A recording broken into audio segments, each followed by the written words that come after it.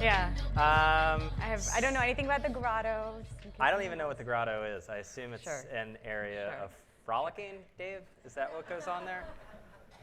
Well, it's a very fancy pool complex. Oh. Okay, we'll leave it at that. Good. So what happened in the town hall? So a lot of things. We kind of switched modes from yesterday because, as you guys know, yesterday we kind of talked a lot more about who does content. So do agencies do your content? Do journalists do your content? What that structure looks like. So today we actually kicked off talking a little bit more about targeting and platforms. So one interesting thing was we kind of talked about why is Facebook sort of the best place to put your content when you are looking at all the different social media channels available. And there was a little bit of sort of in the room, there are some people who said to this day sort of Facebook is the place that they're getting the most bang for their buck. So if they're putting stuff on Facebook, they're able to target it better. People are responding, their target demographics are responding.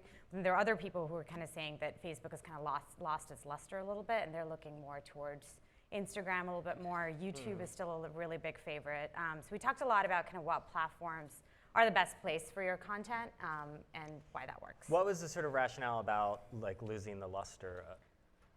The idea was that Facebook doesn't really give you the space that you need for certain types of content. So if you're gonna put the money behind a big video production, or you're gonna put the money behind a certain type of video, if you put it on Facebook, it's almost too wide, and the targeting doesn't really let you get at exactly the kind of person you want to get at.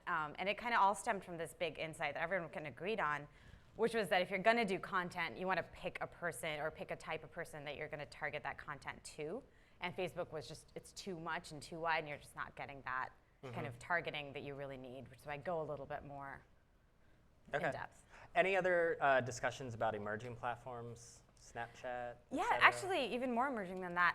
We had a couple of big global brands in the room, so they're kind of just their content challenge is really different because what works for a consumer in Asia, that content maybe just doesn't resonate with a customer in New York. So Richie talked a little bit, really briefly, about Weibo and WeChat was mentioned, and how sort of those kinds of platforms are really great if you are a global brand looking for reach in China and looking for reach in parts of Asia. So we talked quite a little bit about those emerging platforms and how difficult it is to actually get the teams together to create stuff for those platforms, because sometimes you have the team based here and you've got a really small team, really small number of resources, so making that happen is really hard.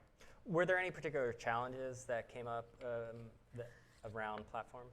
Yeah, I mean, one of the big things was sort of, if you've got, it used to be that you had 3 or 4 channels or 3 or 4 platforms, and now you've got 25. Kind of, and you might have a customer that goes across different platforms. So you'll have somebody who is on Instagram and is on Twitter and is also on Snapchat. Do you get the same content across those platforms? Do you keep some sort of, is there some sense of sort of keeping it seamless, or do you have to have different content and different types of content for each and every platform, which makes it really hard to figure out, because it really depends on your customer, right? If you are going to go to Instagram and figure out that you're going to follow, I don't know, some clothes brand, do you want to see the exact same stuff on Facebook? And do you want to see the exact same stuff on Snapchat? So it's really, as the social media channels are growing, the resources needed to have enough stuff, really, just to put in there, that makes it really hard. Okay. We talked about that quite a bit. Any other big issues that came up? One of the things that was interesting was we kind of ended on talking about just journalists. And somebody mentioned GE as an example of a brand that really does a really good job of content. So what they've done is just put a journalist in there and just say, write about us. There's Inside of GE? Inside GE. Okay. Embed them inside the brand, see what happens, and just let them do it. The idea being is that journalists have sort of a better understanding and they're able to write the stories. And there was some discussion in the same vein about Instagram influencers, and people are really excited about sort of just letting them, take pictures of a bagel, I think was the example, take pictures of a bagel in like 10 different ways and let them do it in their own style. So I think more and more, I think there's a sense of just letting those content creators make it themselves and not telling them what to make, and keeping that authentic part of the puzzle. Yeah, it's interesting that GE has become the example that so many people go back to for good content marketing. It used to be Red Bull, and now it's GE. Now it's GE. Although Red Bull is still on the challenge board, so it's still a favorite. Okay, cool. Anything else? No. Okay, That's good. cool. Thanks. Thank you very much. Excellent. Thank you.